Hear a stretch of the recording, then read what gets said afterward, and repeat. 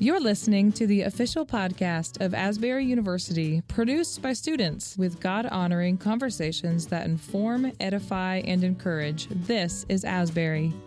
We explore culture and current topics through a Christian worldview, promoting a well-balanced life, and we empower our community to belong, become, and be set apart. I'm your host, Abby Lobb. Welcome to This is Asbury.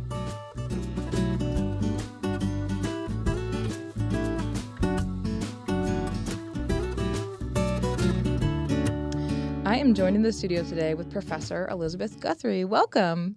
Thank you. I'm glad to be here. Yes. Well, Lizzy, Prof. Guthrie, tell me a little bit about who you are, because this is going to be a fun episode. We have all kinds of stuff to talk about. For people who don't know you, listeners, tell us about what you're doing here at Asbury. So I have a very unique role at Asbury in that I am following in the footsteps of Harold Rainwater, who was the founder, or is the founder, of our storied equine program. And it's a big deal to follow in those footsteps because no one has done that before. And I come with a very unique background.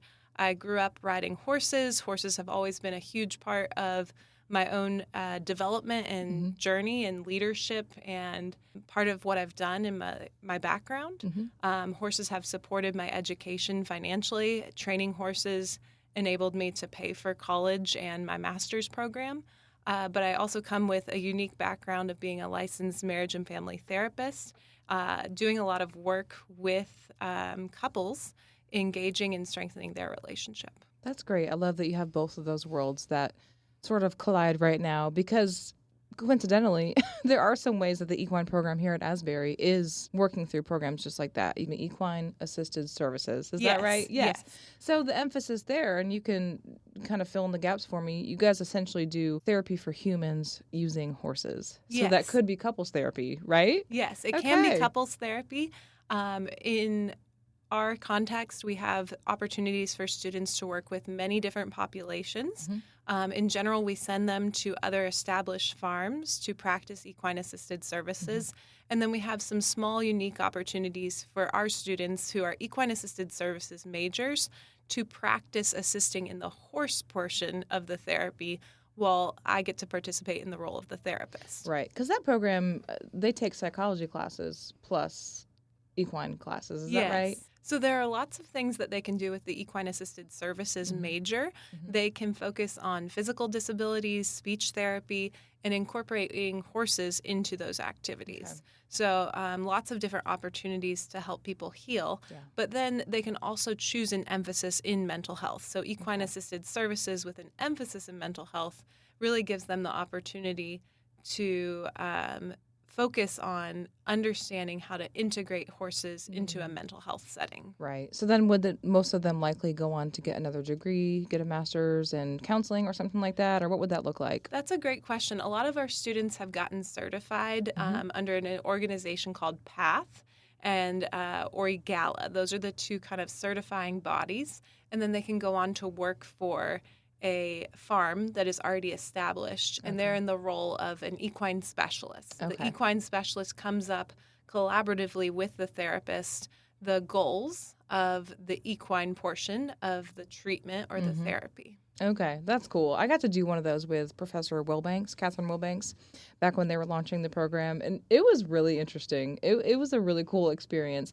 I left very relaxed. It was awesome. I was like, I need to come out here more often. And that's just one of the many things you guys do out at the farm. The farm is beautiful. I love the farm.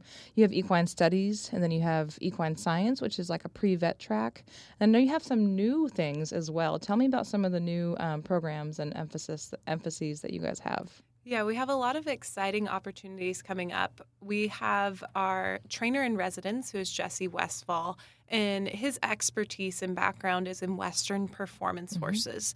And so we really wanted to create an opportunity for students to really develop excellence in their horsemanship skills. And so what we have done is we've created a new emphasis in Western performance horse that allows students to take classes with a quarter horse that they'll be assigned, and hopefully they'll stick with that quarter horse for 3.5 years. They usually get assigned midway through their freshman year and get the chance to train that horse and really develop their skills in a high degree of excellence. So that's kind of the same model as the service mounts, the police horses. They get a Similar. horse when they're freshmen or first year or Yeah. whatever, and then they stay with it all the way through. Yes. Similar, right? Okay. Very similar, but the difference will be with a police mount, we're really focusing on sacking them out to scary things, Yes. which means that they're not responsive to them. Right. Where with this Western performance horse emphasis, there will be opportunities to teach horses to be very responsive and sensitive to cues so that the horse is simply an extension of your body. And it creates a lot of opportunity for our students to go out into that Western performance horse industry and make an impact, not only with excellence in training, but our hope is that we develop well-rounded students. So for our students, oftentimes when they're graduating and they have taken these Western performance horse classes with Jessie, we find that they're going on to be assistant trainers at reining barns specifically, or working ranch facilities. And then from there, they often start their own businesses, training other people's outside horses. Okay. And then I will say the other piece is that it really just helps open doors in the industry for our students to connect with other professionals and to grow into all that they can be. So they're getting that side from Jessie. You guys each bring your own unique experience. So talk a little bit about, how did you first realize your passion for both couples therapy and equine? And when did they decide to come together into this role you're in? That's a great question.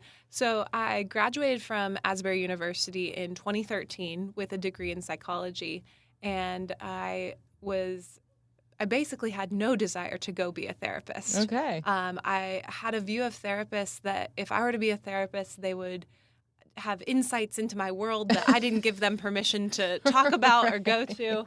And I very much thought I had never met a therapist that I wanted to be like. Okay. So I graduated and I went out west to Wyoming and I worked on a ranch and I trained about 20 horses a year, and they got sold the first Saturday in June. And then we'd start with a whole new batch. And in addition to that, I had many opportunities. I traveled the country teaching people to train horses, and really had amazing opportunities when I was out west. In the summers, I packed horses into the mountains, which is a very old skill to know how to pack horses. What does that mean?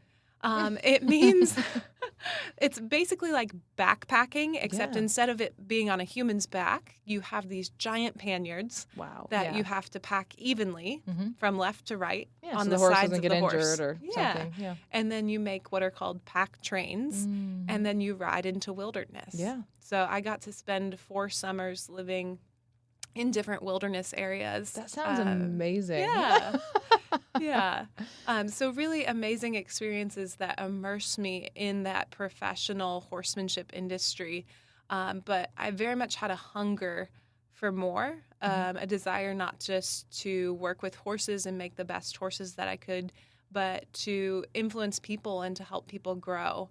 And I moved back to Kentucky and started training some draft horses for driving, and was working at a historic site. And I decided to go on a mission trip with a church I had been attending, and I met therapists on that mission trip who influenced me in a very pivotal way. So you actually liked these therapists. Yes. Good. They didn't come off as manipulative or that they were going to see something in me and, Right. and tell me I should change. Right. They took time with me. We worked in a village in Honduras, and we worked alongside each other, but they talked to me about their professional identity as counselors and how at times you can, when you're in a helping profession, feel like you want to save the world. And they named that wasn't your role, that your role was really to just walk alongside people and help them grow and heal and become all that they could be. And I got back from that trip and I immediately applied to Asbury Seminary and used the horsemanship piece that I had been using for the last 5 years or so to fund that schooling and that education. And very much the first time I encountered a therapy called emotion-focused therapy, I was just moved by it. And emotion-focused therapy is based on attachment theory, which is the idea that we are made to be bonded and connected with other people. And that when we lose that connection with other people, we're going to go through a series of attachment behaviors to reorient and reconnect ourselves with that person. We have an innate need for attachment when we're babies. And what I loved was, as I began to get my education, I learned about Sue Johnson's work. And Sue Johnson is known for saying that our attachment needs are from the cradle to the grave. And so oftentimes we can think of attachment theory as only applying to when we're babies or children, but we really all have needs to connect and have belonging with those who we are most close to. So once I encountered that, I was pretty hooked. I knew that I wanted to study emotion-focused therapy. I found the most credentialed person in the United States, or not in the United States, in Kentucky, local. I found a guy named Michael Taylor, and I called him every day for a month. And I said, I want to learn emotion-focused therapy. And he said, if you're willing to try, I'm willing to teach you. And he supervised my work with couples. And then he learned that I had a passion for horses as well. And the very first externship that I went to be trained in emotion-focused therapy, there was a gentleman there who was in Wrangler jeans and a long-sleeve button-up shirt, and I immediately gravitated towards him. At the time, I was 8 months pregnant, so I was a little uncomfortable, right? Like, you're at a professional setting and maybe not the most comfortable you could be. And I went and talked to him and had this great conversation about horses. And then the conference went to start, and he was the presenter. I did not realize that. And so even in the beginnings of my therapy career, that relationship, his name was Kenny Sandifer, really influenced my development. And Kenny Sandifer does couples intensive weekends at his farm in Tennessee that integrate horses into that work. So that's how it began, this integration piece of including horses in couples therapy. And we have one of those coming up that we'll talk about here at the end, so you better keep listening. Yes, So we're very excited. With couples therapy, that's something that is specific. It's you're working with couples. What's the most rewarding thing for you doing that kind of work? That's a great question. I think one of the big pieces that draws me into couples therapy work is just the chance to help people rewire the neurons in their brain and move from a reactive pattern of disconnection to a meaningful connection with their spouse where there's safety and vulnerability. I think that's really rewarding when you can help people slow down those patterns of interaction, not blame each other, but be able to blame that cycle that they get caught in, and then create space for them to have safety to really let one another in. So how do you know if you're in a reactive pattern of disconnection as a couple? That is a great question. I think first it takes tuning into our bodies and recognizing what's going on in my body when I walk through the door at the end of the day and I set my hand on the doorknob to open the door and I see my spouse on the other side.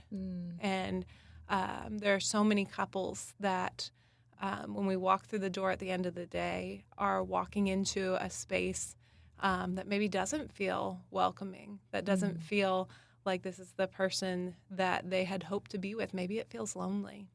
Yeah. So you said something that made me think of horses again. So you said tuning into your body and, like you said, how you're responding. Are you tense? Are you sad or whatever? Horses also pick up those cues, right? Yes. So is that part of this therapy? Is it, how does that work with those cues, those physical cues and the horse? Yeah. So the neat thing about horses is that they are designed to live in a herd. They're not designed to live alone. Similar to us. We're designed to be connected with one another. And so when horses are in a herd, they have a few protective strategies that they can use to keep themselves safe.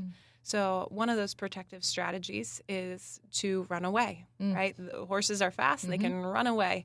And when you see a horse herd and there's maybe a plastic bag blowing that's connected Yeah, to a they fence, all right? run. The horse on the edge will look at that and will say, "Oh, that's scary. I think I should Mm. run away right now."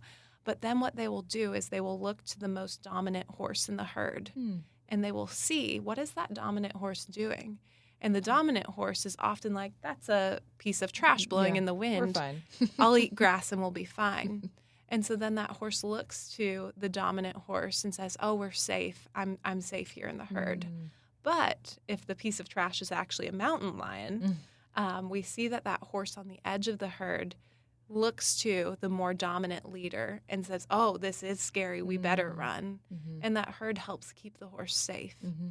And so those protective strategies are hardwired into the horses in a very physical way that is in the present moment, that creates a lot of physical feedback to show us what's going on in the inside of us. So when we think about incorporating horses into that therapeutic work, it's really special to have basically this mirror to our own experience, in that the horse is reading what's going on with you. Okay. What are your intentions for me right now? Yeah. Am I safe with you? Mm. Can I trust you? Right. And we create structured learning opportunities for couples to engage in and observe the horse's behavior in response to a stimuli. One starting point would be simply to observe the herd and name what is it that we're seeing in the herd. And that can create a lot of space for us as we walk through a herd to see, when do they take notice of us?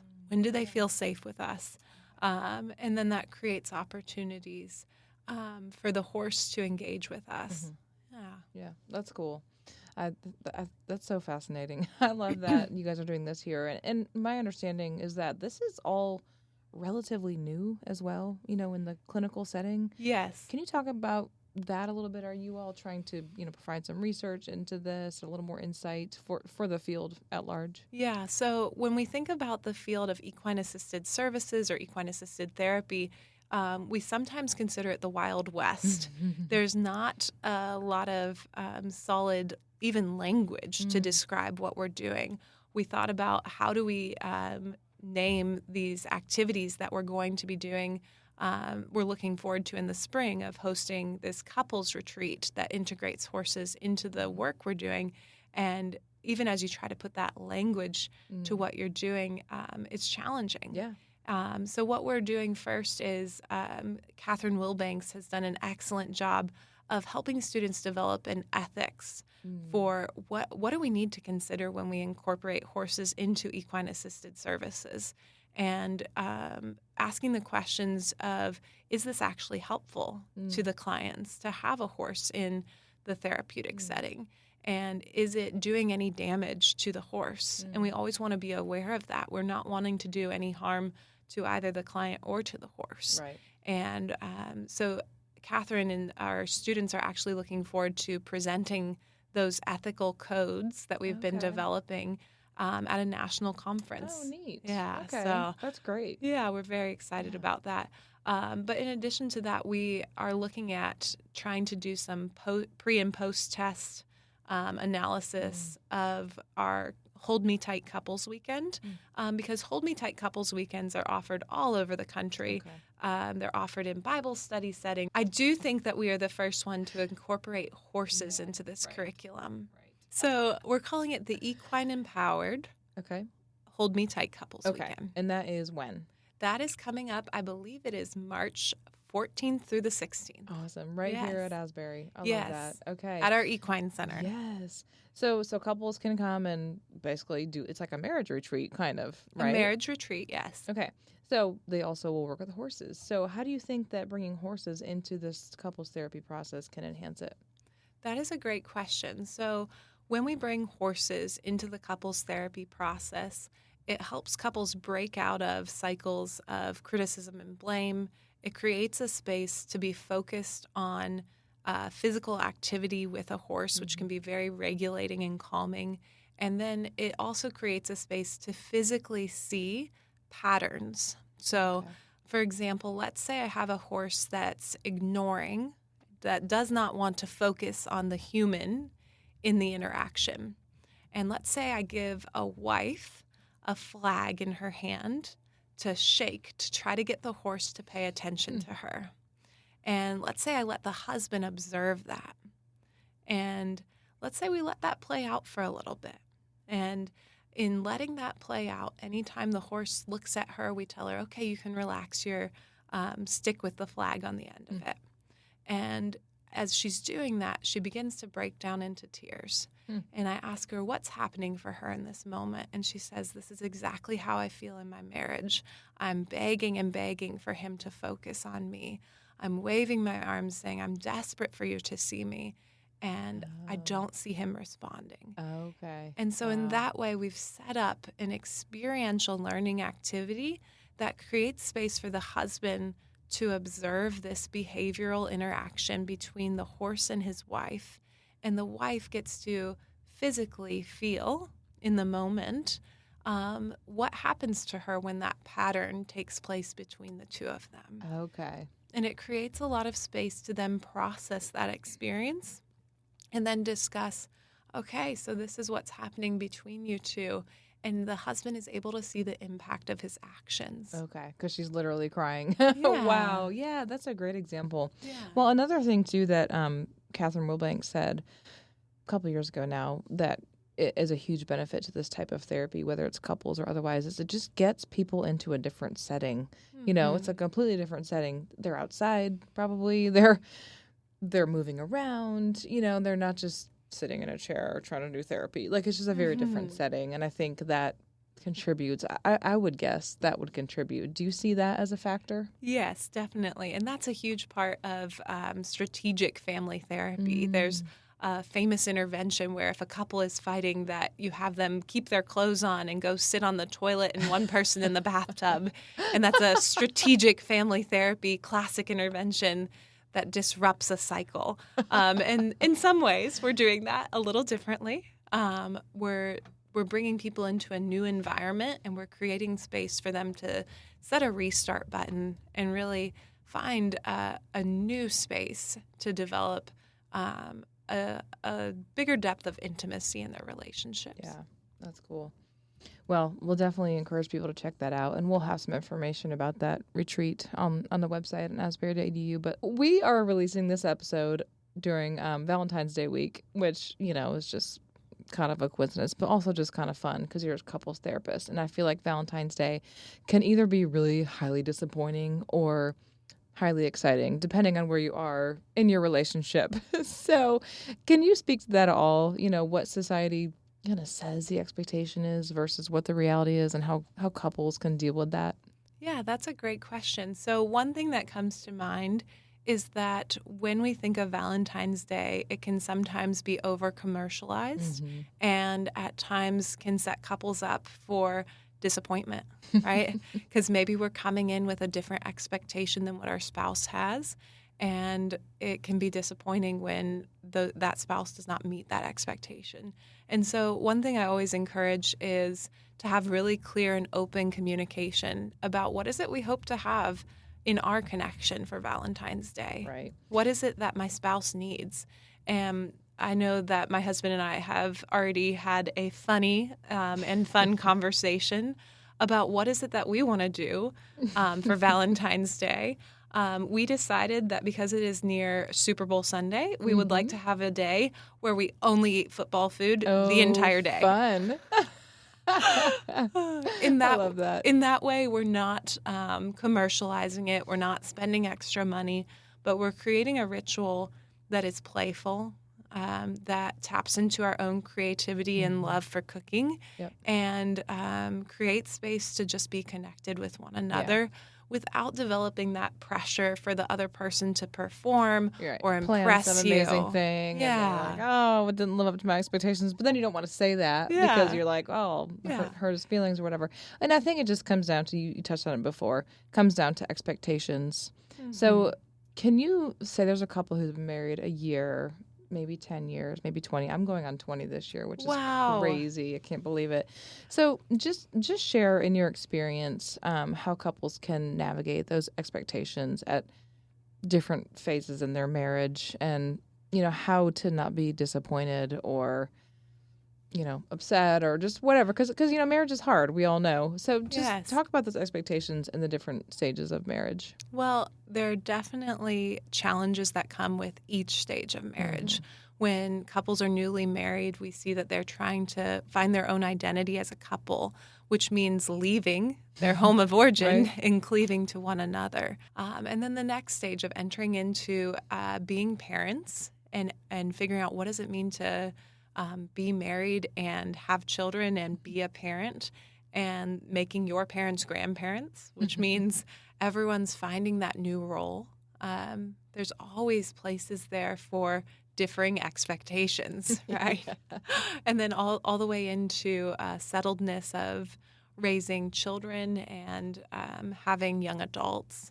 And there's a huge transition piece in relationship to becoming empty nesters. That's another time when we see right when young children are born, and then also when couples are becoming empty nesters, we see a higher chance for affairs to occur. Yeah, and divorces are And more divorces, likely. Yeah, yeah. I've heard that too. So, kind of the thing that I would want to encourage couples to think about is when we do have big emotions in relationship to our spouse, how do we begin to recognize those in ourselves and be able to let our spouse know? I love John Gottman and his research on couples. And one of the things he's quoted with saying is, anger is the way I make known to you what matters to me.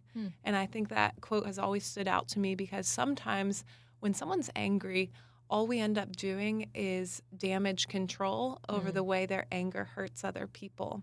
And we never get to hear the really good reason that they're angry. The why. Yeah. And oftentimes someone is angry because it has to do with injustice or this thing matters to me. It's important to me. I need you to pay attention to it. Yeah. And so I think anytime those expectations are different, regardless of what stage we are in life of marriage, if we've been married 2 years, 10 years, 30 years, it's really important to be able to have space to name, this is what's going on for me, without pressing blame on the other person, and then being able to slow down and tune into those emotions and recognize, what is that emotion telling me that I'm needing? Because when we have anger, oftentimes it's related to an unmet need. And so then if we can be sitting with our spouse in what we would consider co-regulation, which means you're not just calming yourself and kind of on an island alone, but your spouse is attuned to your emotional signals, that he's accessible. Well, I'm saying he because I'm a woman, that your spouse is accessible, responsive, and emotionally engaged in your experience in such a way that you say, I can reach you there. Okay. I know I can count on you. And that creates so much space for then your spouse to then meet that need. Or begin to at least be aware of it. And it helps keep you from getting caught in patterns of disconnection with one another. So there are generally common patterns that we see. And in some ways, these patterns model John Bowlby's research. So John Bowlby studied in a post-World War II England. And one of the things he studied were young children after they were dropped off at the hospital without their parents. And so initially, what you see when you drop a child off and disconnected from their parent in a strange situation is you see protest. And so that's the same model of behavior that we see in a couple. When they're disconnected from one another, we see a protest. And often protest can look like blaming the other person. And so kind of the first pattern that we see in couples is a blame, find the bad guy, this isn't my fault pattern. And that's the most common first pattern we see. And then in that young child, what we see when they're in the hospital is first, I'm upset. And then they begin to withdraw, right? They begin to say, okay, they're not here for me. I'm just going to go be okay on my own, right? And so then what we see in couples patterns is a pursuer withdrawal, where the more one person pulls away and says, I can't count on you, I'm not getting it right with you, I'm not going to keep showing up, the more the other partner says, I'm desperate for you to be here with me. I demand you be here for me.